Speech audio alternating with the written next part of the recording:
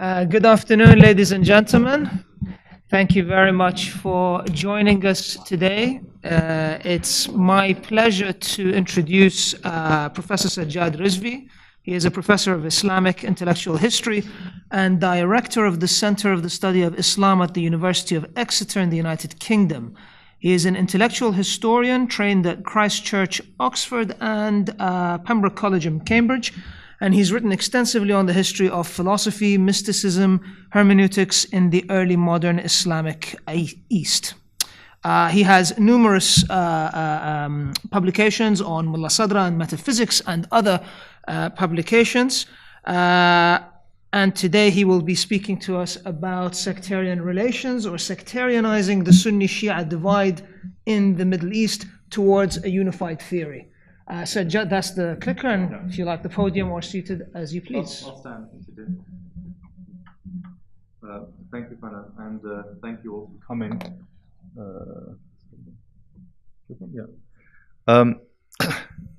I'm going to use a PowerPoint, not because I believe in death by PowerPoint, which students often complain about, but just to show some pictures which I think illustrate my point. And also some of the concepts and terms that I'll be discussing. Perhaps I should to begin with say something about what this is not primarily concerned with, right? So, well, that's the blurb, which you might have had a look at, which I think is quite nice and sums up what I'm trying to say. What this is not. So I'm not primarily going to talk about how theological distinctions, whether those within Islam or whether they're outside of Islam, are primarily something that we should be concerned about, because of course difference is something that we live with. Humans are very much characterized by difference. We have all sorts of elements of our identity which we articulate, which allows us to connect with others, and also allows us then to differentiate us from others as well. And to a large extent, I don't think it's terribly useful to assume that just because people have religious differences that that necessarily will be instrumentalized or become part of a process by which power relations can come into conflict, and those differences are then used to justify particularly violence, oppression, discrimination, and very radical forms of othering. And certainly one of I guess the big questions which I ask and it should be fairly obvious what my response to that is this question about whether difference necessarily entails conflict. And my basic contention is that difference does not necessarily entail conflict, and it should not entail conflict. The other thing which I'm doing is I'm not primarily engaging in a theological reflection upon this topic. I'm not sure it's terribly useful to do so. There could be a different context in which you talk about how one uses theological arguments to bring about sort of conflict resolution. That's not primarily, again, what I'm engaging with here. One of the enduring, I guess, sociological historical problems of the study of religion and violence in the modern period is to assume that there is somewhat of a natural relationship between religion and violence, and so a lot of the violence that we see in the contemporary world is considered to be motivated by religion.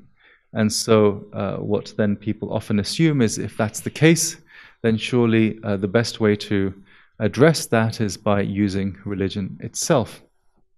And so, of course, we see lots of theological programs dealing with different types of violent extremism, attempts to resolve terrorism by engaging with and promoting forms of Islam that are considered to be like nice and soft and moderate and cuddly and easily manipulated by states. A very good example of that is something which is almost euphemistically, I think, called the Peace Forum, run by the Abu Dhabi government, in which different types of Sufis are used to portray themselves as good Muslims as opposed to bad Muslims, who tend to be the ones who engage in violence and at the very least have contentions about the relationship between religion and politics.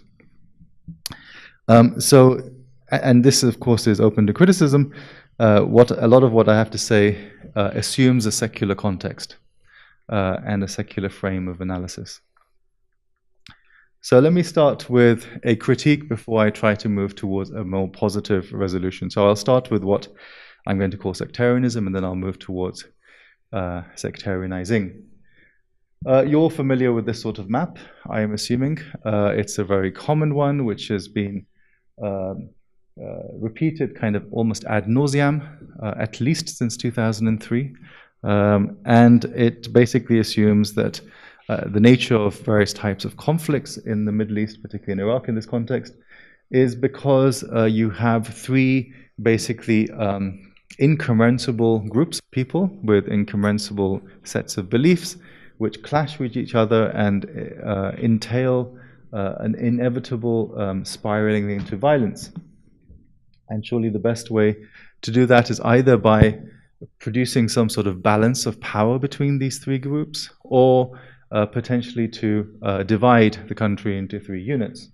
And it's very much predicated on the idea that somehow these three particular units are contiguous and also fairly homogeneous. Of course, in practice, we know this is fundamentally not true. This map does not really hold very well.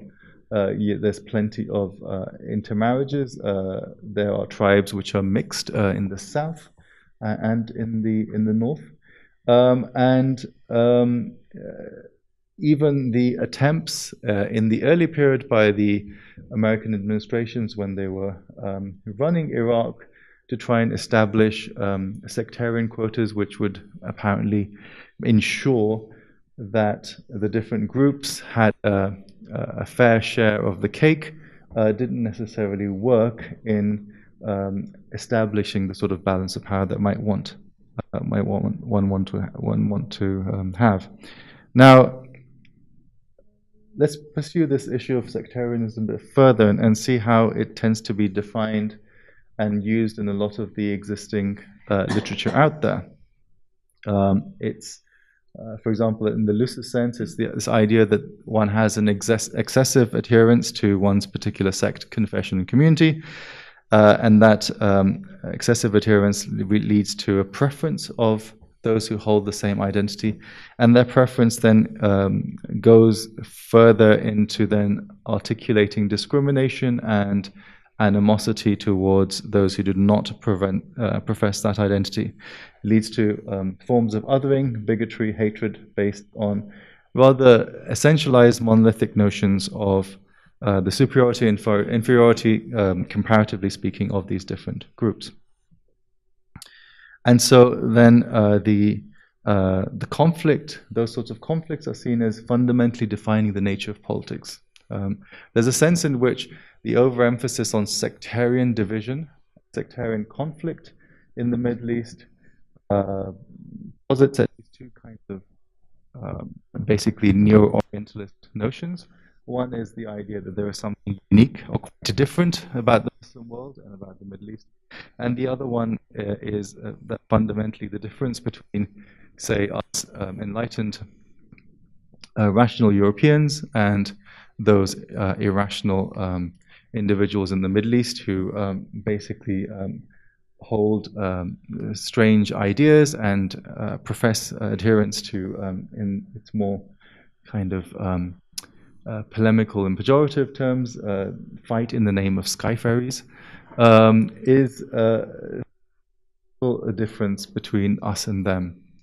So everything that defines the rational, enlightened, and post-enlightenment West and the way in which it deals with conflict within the political sphere finds its opposite in the way in which political conflict is reduced to this sort of these forms of irrationalism in the Middle East. Then there are other attempts at kind of making sense of what goes on in two other ways.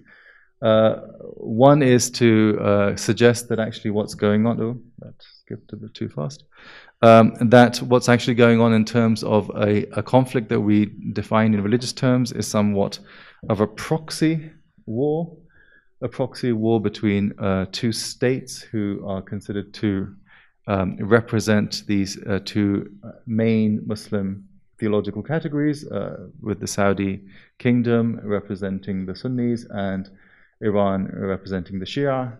And so all that then unfolds in these different contexts, whether that's in Iraq, whether it's in Syria, whether it's in Bahrain, whether it's in Yemen, and so forth, are different kind of pawns being played out in this wider conflict.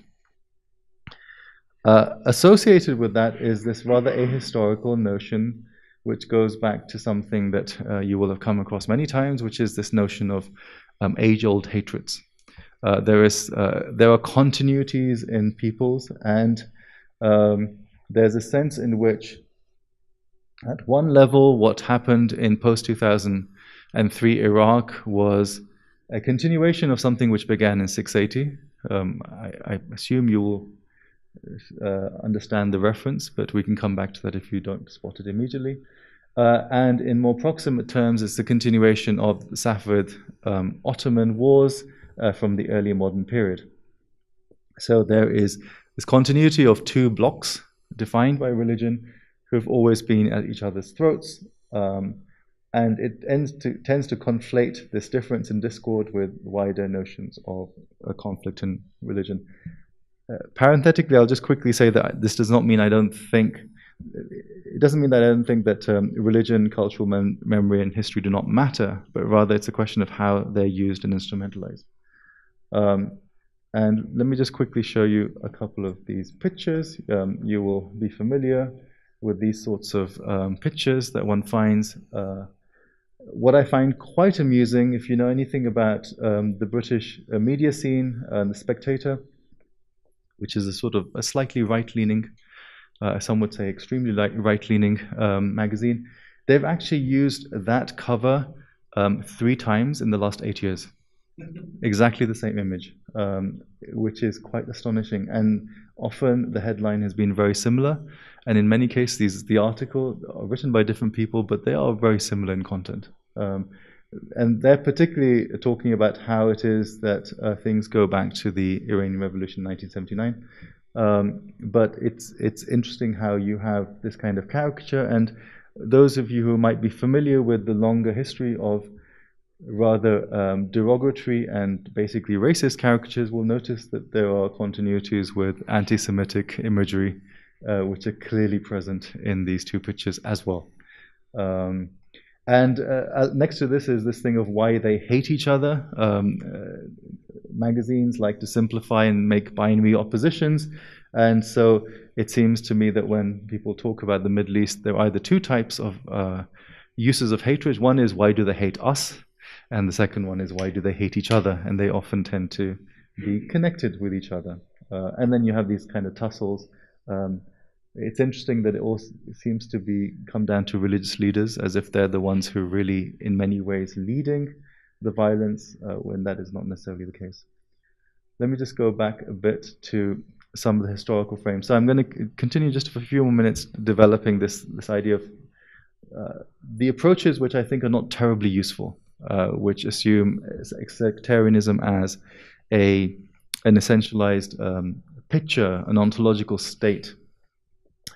The first is kind of the historical waves of how this analysis has developed. So people, and this is particularly within the 30-year war context, they refer to the Iranian Revolution 1979 and the opposition between those who were exporting the revolution, those who were combating the revolution. Again, one defined in Shii terms, one defined in Sunni terms, despite, of course, the fact that when the Iranian revolutionaries, of course, were trying to export the revolution, they were deliberately trying to avoid a very particularly sort of Shii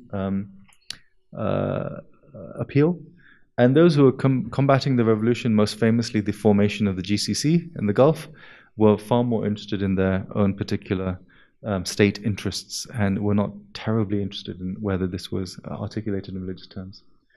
The second phase, I guess we can point to, is the Iraq conflict post-2003, and this notion that Iraq changed almost overnight from a Sunni-dominated secular panacea in which no one ever expressed hatred for the other, to one in which this kind of wave of the Shia, who were known as Al-Madda Safawi, referring back to the Safavids, was sweeping Iraq, and you had this heightened kind of use of very pejorative language. So you had the Shia being referred to as the Rawafid, and Sunnis sometimes in response were referred to as Nawasib, which again is a pejorative term with historical precedents.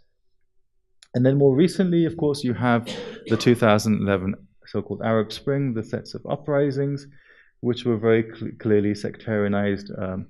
Of course, in most of these contexts, the slogan which was used by the protesters very rarely referred to religion.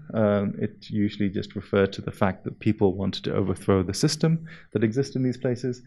But it was very clearly and very quickly sectarianized, so that, for example, Bahrain became a Shii uprising against a Sunni monarchy.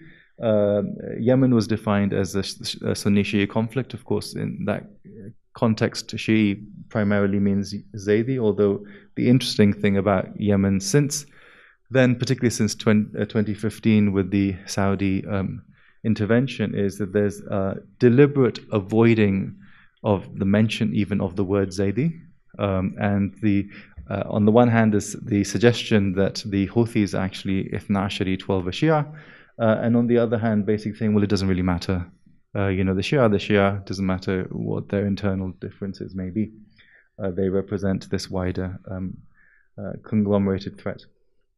And the same thing with Syria, starting from probably the summer or late 2011, not really from when the initial protests began. And the obvious way in which you can see this is by the names that were given for the various levies and militias and brigades which were established fighting either for and against the government, which used very emotive religious labels referring back to individuals in early Islamic history. And the whole thing, as I said, has been magnified by falling oil prices, and particularly since 2015 with the intervention of the Saudis in Yemen. And so there are different ways in which sectarian narratives are then constructed and play out in this context. So you have the developments of kind of anti-Shia rhetoric. There are lots of ways in which these are done. I'm often kind of minded to go back to a TV program which a lot of people are familiar with, and I think you'll find it on YouTube if you look. In May of 2011, there was a TV debate on a Saudi-owned Salafi Arabic TV channel, which is based in Kuwait, between a Shii MP and a Sunni MP.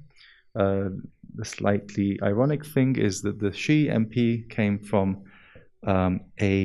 he was a convert who came from a family who were very much Arab, nomadic Arabs who were Sunni. And the Sunni MP came from a prominent Sayyid lineage which went back to Isfahan, who were originally Shii. The two figures being Faisal ad-Duwaysan and Walid Tabatabai. And at one point, Walid Tabatabai turned to Faisal and says, the problem with you guys is these. You're basically imperialist and expansionist. You want to take over the whole of the Middle East. And you're using your various proxies and minions in these different states. The second point is that you're basically Iranian agents, because the people who are running this whole show are the Iranians. The third point is you guys basically hate our history and our heritage, and so you hate, express a hatred for the heroes of early Islam, and also you're anti-Arab. So these 4 accusations were made in that program, and it's interesting how you often find these themes coming up again and again in the formation of anti-Shii sectarian narratives across the region, and also, in fact, beyond the region. Sometimes even in context which being Arab or non-Arab does not matter, but this thing about being anti-Arab comes up again and again. And on the other hand, of course, you have developments of anti-kind of Sunni rhetoric, which is again, the idea of being the pawns of the Saudis, basically being Wahhabi, monolithic, being uncultured camel herders and locust eaters. I'm minded of a famous statement by someone who used to be an Iraqi foreign minister after 2003, who famously said this about the Saudis and those who supported the Saudis, are they're just a bunch of like camel herders from the desert. You know, you can't possibly engage with these people. There's this notion that there's a long affiliation and loyalty to oppression, and that those who are being objectified as Sunni in this way are those who are complicit in the history of persecution of others, particularly of the Shia. Now, coming to a bit of theory, just before I shift to sectarianizing, this is not necessarily mine. There are a number of people who have pointed these international relations and political theory constructions of how people have looked at sectarianism, which are useful. So there's 3 kind of master narratives, and there's one critical other. And this, as I said, relates to a number of existing theories in IR and politics. The one is primordialism. So basically, the reason why we can explain sectarianism and sectarian violence is that ancient hatreds are in the blood, and the blood leads to conflict. Kinship and evolutionary psychology are to blame here. And so in many ways, it seems like there's not very much you can do beyond trying to manage that particular conflict. Because if people are biologically determined to hate and kill, then you just have to find ways of keeping people apart. Related to that is ethno-nationalism, in which this feeling is more culturally attuned and developed. So the cultural roots of these deep oppositional, antagonistic identities, which then lead to conflict. So this is basically a way of talking about how tribalism develops in social constructions. And then you have another theory, which is, I guess, perhaps moving away from essential biological determinism, but looking at the way in which difference is then instrumentalized by political elites, and it's interested only in the agency of political elites. It's not interested in the actual agency of most people. And so the political elites who represent these different communities and sectional interests manipulate and mobilize masses on the grounds of identity to produce these sorts of conflicts. Now, we see lots of examples of these 3, which are present in the writings on sectarianism in the last 30, 40 years, in different contexts, not least in the Sunni-Shii one. But I guess one of the obvious questions is whether these sorts of approaches have really been fruitful at all, and whether there could be a critical, somewhat disavowal of theory in response to that. So this is something which at least one recent author has called constructivist realism, which is based on a number of things which are fairly obvious. Things like identities are complex and multiple. We should be very skeptical of grand narratives and master narratives which try to explain everything through like a silver bullet. Structures and agencies structures can actually constrain agency. So there's different ways in which social and economic and even political structures can constrain agencies, both of those who are subaltern but also of elites. And a couple of fairly obvious ones, which is people are not necessarily evil, and also that people are not necessarily good and rational agents. One of the biggest problems is precisely this assumption sometimes that people are good rational agents. If you give someone a good argument, that will somehow disabuse them of the ways in which they may act. We know that isn't necessarily true. And in many cases, morality in the public sphere is something which can be quite expedient. So this is, in some ways, this is almost a quite a Hobbesian kind of view of how the public sphere works, in which one can't necessarily do very much, but it's not even terribly useful to come out with a overarching theory which can explain these very complex human phenomena. And so just to kind of quickly sum up these elements of sectarianism, which are often discussed in that sort of literature, they're issues which relate to identity, which then raises the question of, well, who defines what elements of identity politics are at play here? Who defines what it means to be Sunni and Shii in these contexts which lead to conflict? Religion isn't, of course, a factor, but then you have this issue about if religion is a problem, then in what sense is religion a solution? You have different types of competitions, and this notion that somehow there is a competition for scarce resources, which is important. You've got basic issues around difference. As I mentioned before, does difference necessarily lead to conflict? You've got essentialism, where you wonder whether describing an ontological state of people as unchanging and continuous is actually preventing real analysis of social phenomena. And then you've got various other ideas about the nature of politics, social structures, the economy, and also ideology. This big question that we often have, and social scientists, I think, struggle with. People like myself, who are historians, struggle with less, and philosophers struggle with even less, which is whether ideas matter. Social science on the whole, seems to me, has massive issues with ideas, unless they're irrational ideas and effective notions that are not conducive to rational analysis. Now, within this, you've had this conceptual shift, and I include Fana's book here. I think these books, which have come out in the last 10 years roughly, are beginning to shift the way in which we're looking at the question of Sunni-Shii division and conflict in the Middle East, because they're finally asking the question of, well, how and why? How do we make sense of these phenomena? Why is it the case that they work in this particular way? And are we really, have we up to now really been avoiding the hard political analysis?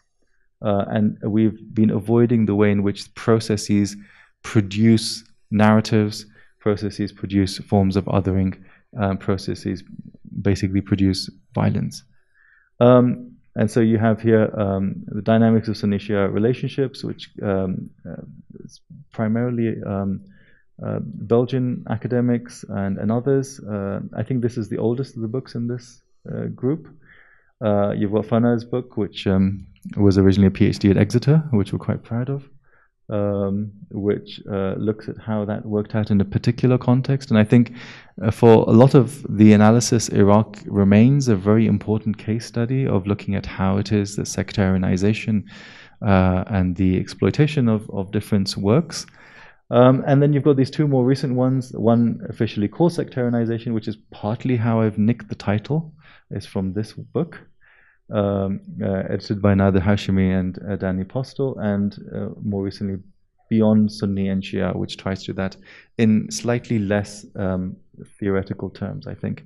There is, of course, an interesting thing that they all seem to have been published by the same publisher, which could be an accident, but it's also, I think, reflective of the fact that Hearst have been publishing quite good work on contemporary Islam in the Middle East for a while. And maybe also because, I mean, to be perfectly honest, a lot of university presses are extremely lazy.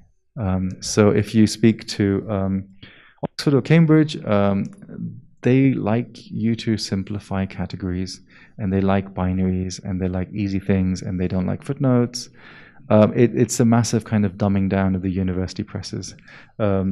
the good thing about Hurst and Michael Dwyer is that he's not terribly concerned about the Dunning die. Of course, he wants to sell copy, but he's willing to give people a bit of space to do that.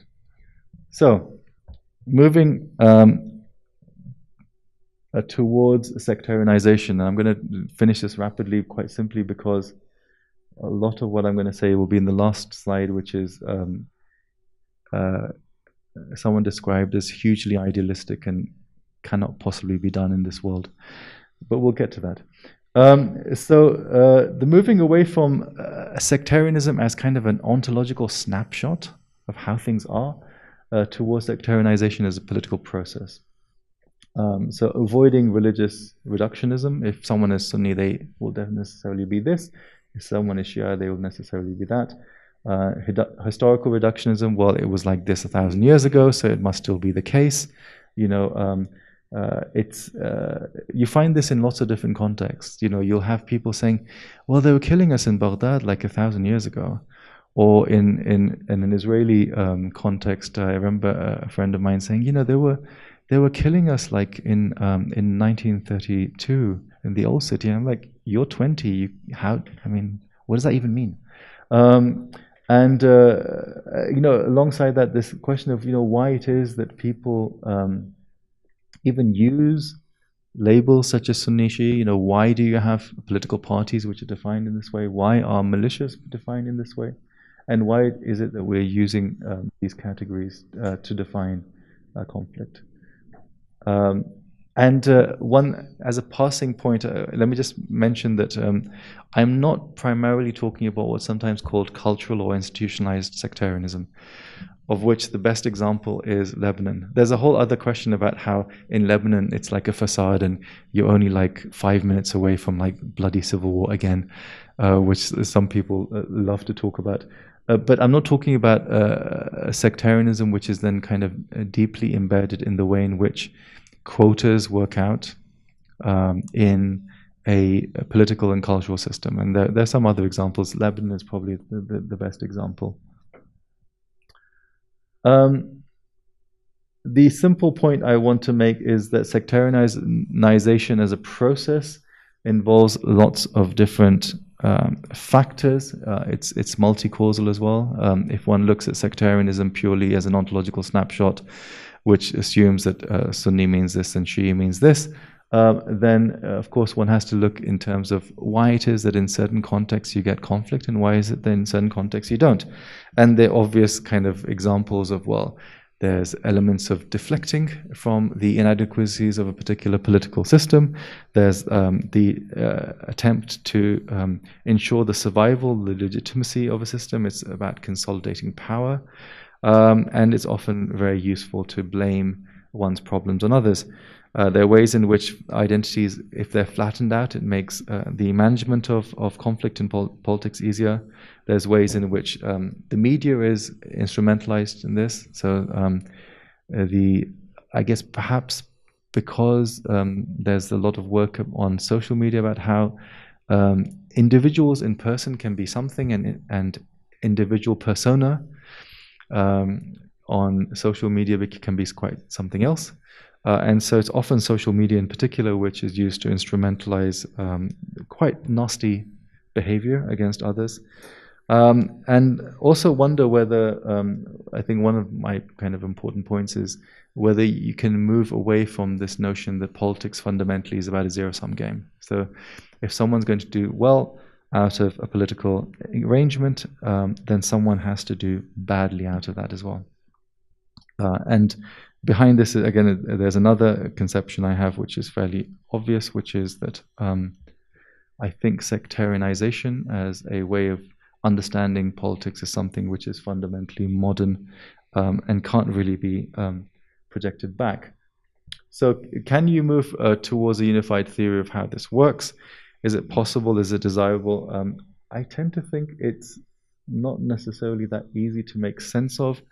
There are all sorts of constraints which still remain in trying to make sense of how and why. One obvious point with coming up with a theory is that you want to then see how you can work that out in a different context, in a different comparative context, and see what sorts of uses one can make of that theory. Is theory primarily about prediction, or is theory, in a sense, a heuristic device to try and unpack a set of social phenomena? There are cultural Western hegemonic contexts which still remain the same. And again, one wonders to what extent one can go beyond that. And at one level, fundamentally, sectarianization is a theory of politics. It's a way of making sense of politics and political conflict. So then the question is, well, maybe what one needs is not necessarily a new theory of sectarianization or sectarianism as such, but maybe you just need a new theory of politics. And this is precisely my final slide, which is my kind of ideal future, a reconceptualization of a theory of politics in which you deal with management, you deal with conflict by reducing difference and by especially getting rid of binary oppositions. You try to inculcate into people the idea that life in politics is not a zero-sum game, and that at the very minimal level, certain elements of an overlapping consensus. There's an element of a liberal secular bias here, but we can critique that later. Useful.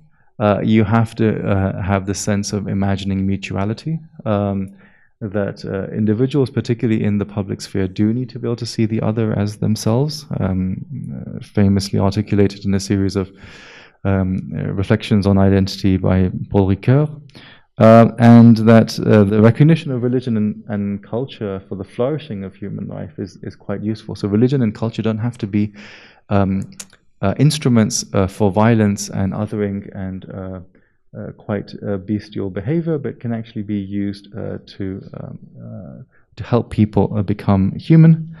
And by doing all of these things, it's basically making a suggestion that we need to recapture a sense of ideals and aspirations within that particular political sphere, such that public morality does matter.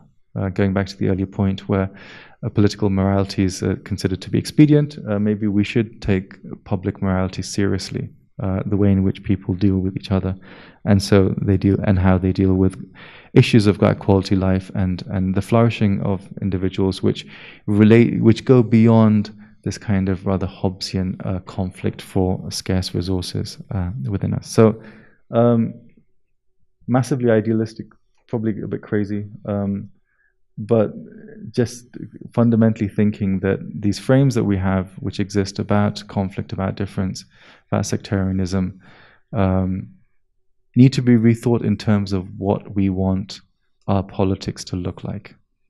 And if we, I think, move towards a more sensible and a mutually kind of reinforcing way of looking at that politics, then that will then have a knock-on effect on how one deals with difference. And I'll stop at that point. Thank you. Thank you.